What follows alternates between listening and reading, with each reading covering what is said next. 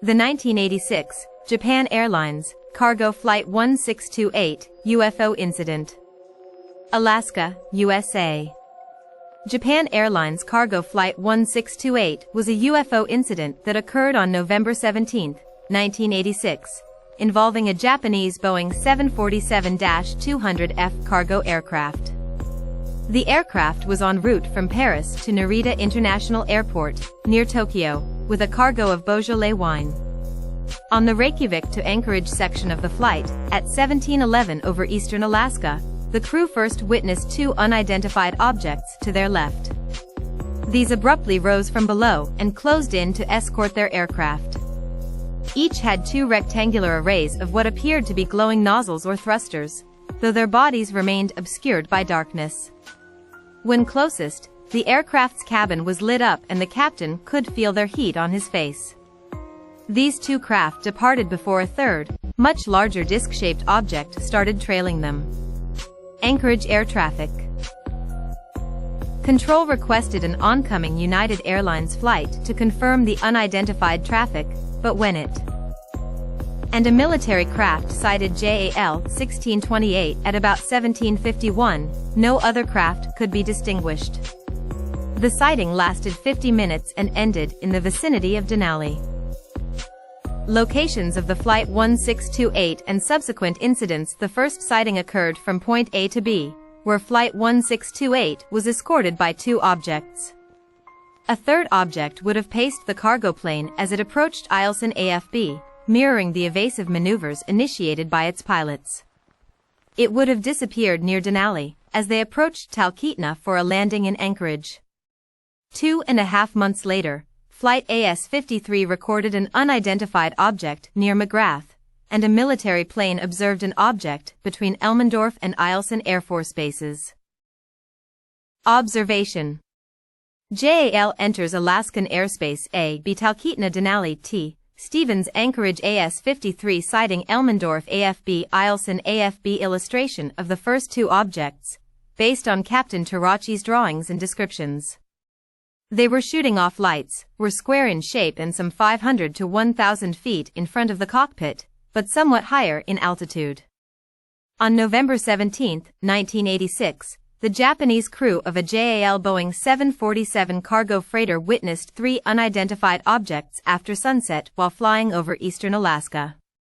The objects seemed to prefer the cover of darkness to their left, and to avoid the brighter skies to their right.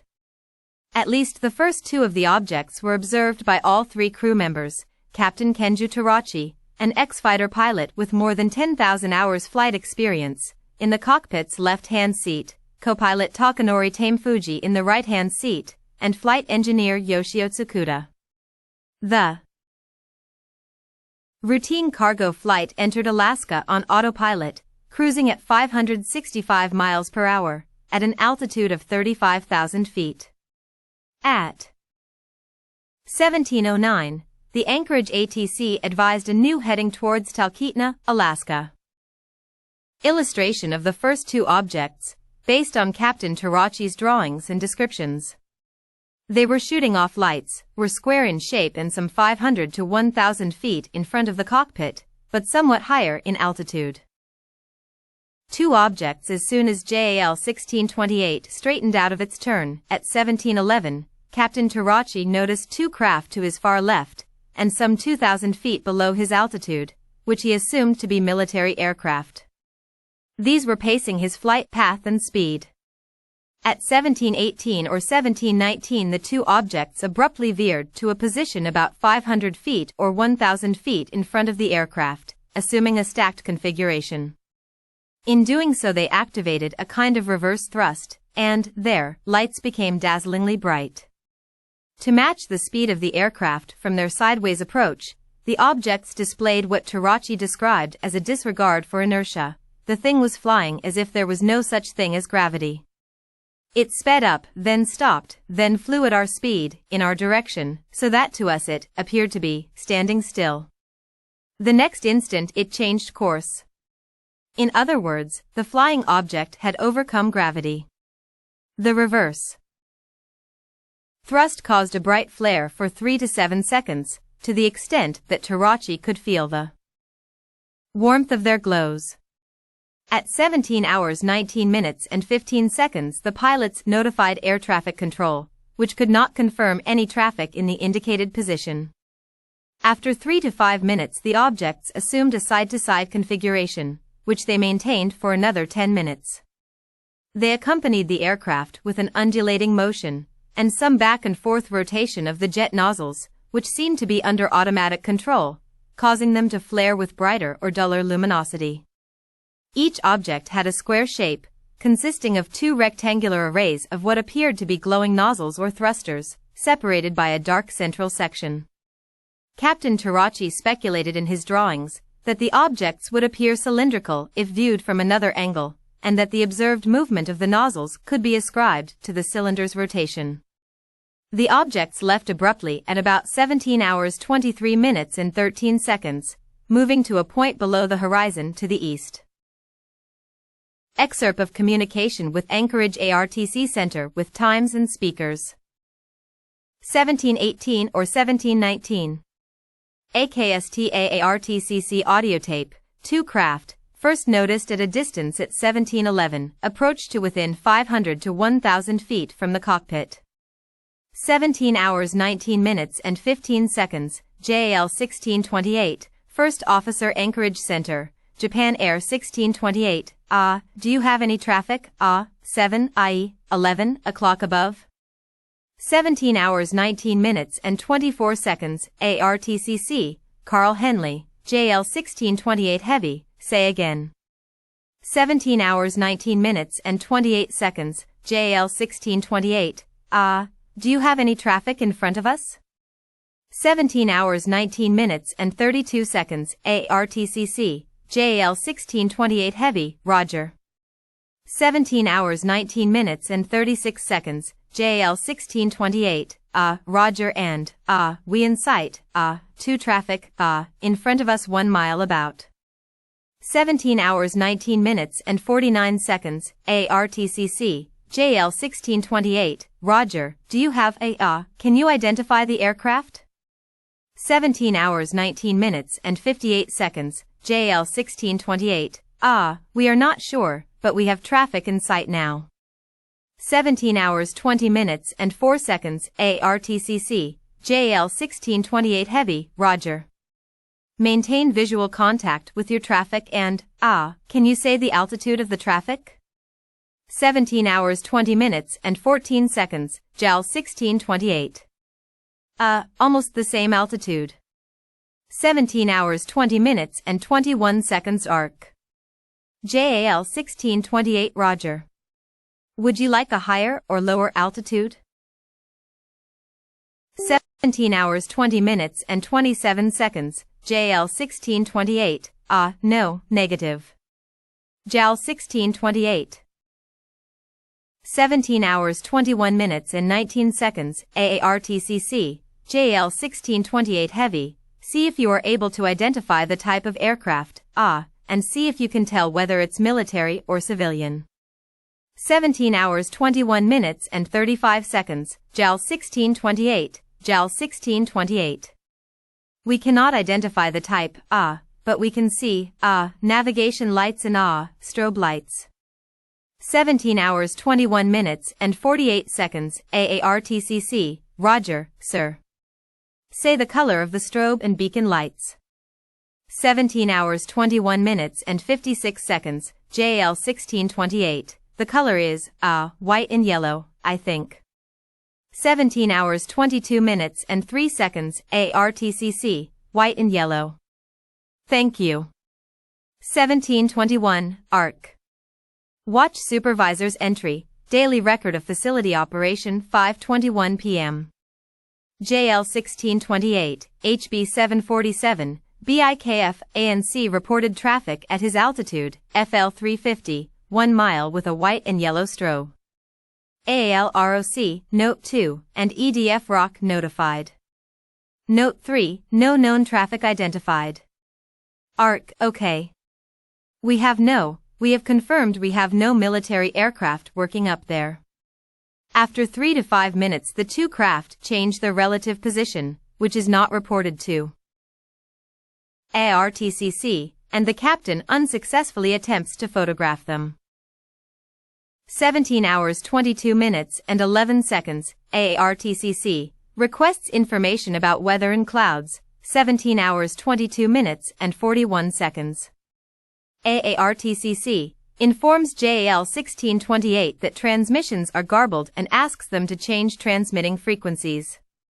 17 hours 23 minutes and 5 seconds, JAL 1628 reports clouds below them. 17 hours 23 minutes and 13 seconds, JAL 1628, and now the target, traffic is extinguished, i.e., disappeared. We cannot see it now. VHF transmissions have returned to normal after 10 to 15 minutes of heavy interference. 17 hours 23 minutes and 19 seconds, ARTCC, JAL 1628 Roger. And I'm not receiving any radar replies. Illustration of the third UFO observed by Captain Tarachi and his crew over Alaska on November 17, 1986, sometimes described as the mothership, shown here as later described, on the port side or behind the Boeing 747 cargo freighter of Japan Airlines, as the lights of Fairbanks were beginning to illuminate it. The mothership was mainly distinguishable by the presence of two bands of pale white light on its far left and right sides respectively. Third object. Where the first objects disappeared, Captain Tarachi now noticed a pale band of light that mirrored their altitude, speed, and direction. Setting their onboard radar scope to a 25 nautical miles range, he confirmed an object in the expected 10 o'clock direction at about 7.5 nautical miles distance, and informed ATC of its presence. Anchorage found nothing on their radar, but Elmendorf's NORAD Regional Operations Control Center, ROCC, directly in his flight path, reported a surge primary return after some minutes. As the city lights of Fairbanks began to illuminate the object, Tarachi believed to perceive the outline of a gigantic spaceship on his port side that was twice the size of an aircraft carrier. It was, however, outside First Officer Tamafuji's field of view. The object followed in formation, or in the same relative position throughout the 45-degree turn, a descent from 35,000 to 31,000 feet, and a 360-degree turn. The short-range radar at Fairbanks Airport failed, however, to register the object. Anchorage ATC offered military intervention, which was declined by the pilot, due to his knowledge of the Mantell incident. The object was not noted by either of two planes which approached JAL 1628 to confirm its presence, by which time JAL 1628 had also lost sight of it. JAL 1628 arrived safely in Anchorage at 1820. Aftermath. Captain Tarachi cited in the official Federal Aviation Administration report that the object was a UFO. In December 1986, Tarachi gave an interview to two Kyoto News journalists. JAL soon grounded him for talking to the press and moved him to a desk job. He was reinstated as a pilot several years later, and retired eventually in the North Kanto, Japan. Kyoto News contacted Paul Stuck, the FAA Public Information Officer in Anchorage on December 24, and received confirmation of the incident, followed by UPI on the 29th. The FAA's Alaskan region consulted John Callahan, Note 4. The FAA Division Chief of the Accidents and Investigations Branch, as they wanted to know what to tell the media about the UFO. John Callahan was unaware of any such incident, considering it a likely early flight of a stealth bomber, then in development. He asked the Alaskan region to forward the relevant data to their technical center in Atlantic City, New Jersey, where he and his superior played back the radar data and tied it in with the voice tapes by videotaping the concurrent playbacks. An author popular with UFO enthusiasts, Timothy Good, claimed in his book that, a day later at FAA headquarters, they briefed Vice Admiral Donald D. Engen, who watched the whole video of over half an hour, and asked them not to talk to anybody until they were given the okay, and to prepare an encompassing presentation of the data for a group of government officials the next day. The meeting was attended by representatives of the FBI, CIA, and President Reagan's scientific study team, among others. Upon completion of the presentation, the author claimed, all present were told that the incident was secret and that their meeting never took place. According to Callahan, the officials considered the data to represent the first instance of recorded radar data on a UFO, and they took possession of all the presented data. John Callahan, however, managed to retain the original video, the pilot's report and the FAA's first report in his office. The forgotten target printouts of the computer data were also rediscovered, from which all targets can be reproduced that were in the sky at the time. After a 3-month investigation, the FAA formally released their results at a press conference held on March 5, 1987.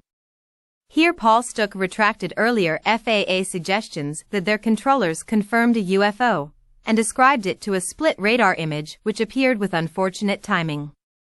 He clarified that the FAA did not have enough material to confirm that something was there, and though they were accepting the descriptions by the crew, they were unable to support what they saw. The McGrath incident was revealed here amongst the ample set of documents supplied to the journalists. The sighting received special attention from the media, as a supposed instance of the tracking of UFOs on both ground and airborne radar, while being observed by experienced airline pilots, with subsequent confirmation by an FAA division chief. Pushback from skeptics. UFO researcher Philip J. Klass, a contributor to Aviation Week and Space Technology, investigated the incident and wrote in his book The UFO Invasion that the FAA information reveals Tarachi to be a UFO repeater, with 2 other UFO sightings prior to November 17 and 2 more this past January, which normally raises a caution flag for experienced UFO investigators. The JAL pilot is convinced that UFOs are extraterrestrial and when describing the lights Tarachi often used the term spaceship or mothership. Philip J. Klass, The UFO Invasion, 1997. The explanations grounded in science for this incident are simple. The UFO sightings were actually the presence of a very bright Jupiter and Mars in the positions reported by the captain. Interpreting celestial bodies as UFOs is fairly common. The radar return reported by the captain were not UFOs, but rather the mountainous terrain just ahead of the aircraft.